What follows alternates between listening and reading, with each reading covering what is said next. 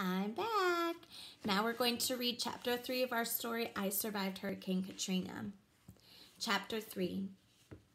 Barry turned and put his hands over his face, bracing for the feeling of teeth ripping at his neck. But nothing had happened. He peeled open his eyes and saw that Cruz was still on his leash, standing next to Abe, who was laughing his head off. Why did he think it was so funny to scare them? Barry wished he could find the courage to step forward and say, "Get off my property." He'd practiced that in the bathroom mirror, squinting his eyes to get a fierce look. But who was Barry kidding?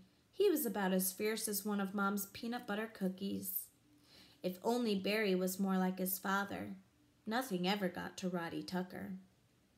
And then, as though Barry's thoughts had sent out an SOS, the front door opened and Dad appeared on the porch. "Hello there, Abraham," he said with a smile. Abe pulled Cruz closer and lost his usual "what are you looking at" glare. Suddenly, he looked like the old Abe, the pudgy guy in the Saints jersey who tried to show Barry and Jay how to shoot layups. Dad had that effect on people.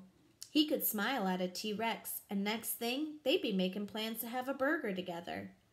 Barry's dad was a little famous in the lower 9. His band, Roddy Tucker and the Blasters, played in jazz clubs around New Orleans. But Mom said that wasn't why people respected him. "Your father's got sweet music in his heart," Mom always said, "and everyone can hear it." Now Dad looked at Barry. "We're leaving in an hour," he said. "You need to pack up. That hurricane's getting nasty. It looks like it might be a direct hit on the city.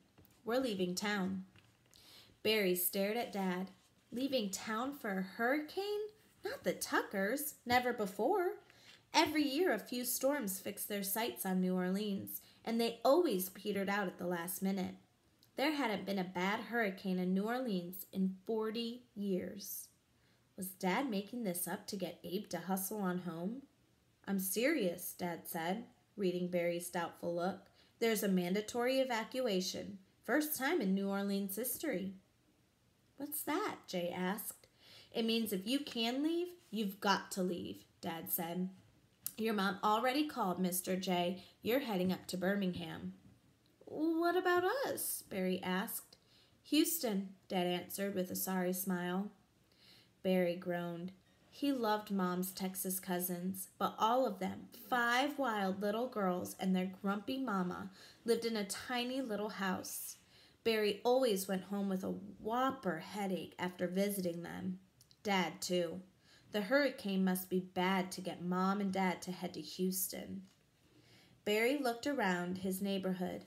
The little houses, the scraggly lawns surrounded by chain-link fences, the palm trees and big oaks. He and Jay used to pretend that those big oak trees were ancient creatures rising from the earth's core. There were better neighborhoods in New Orleans, and sometimes Mom and Dad talked about moving to a block where police cars weren't always blaring their sirens, where Mom would feel safe walking after it got dark. But the Tucker family had been on this block in the lower 9 for 70 years.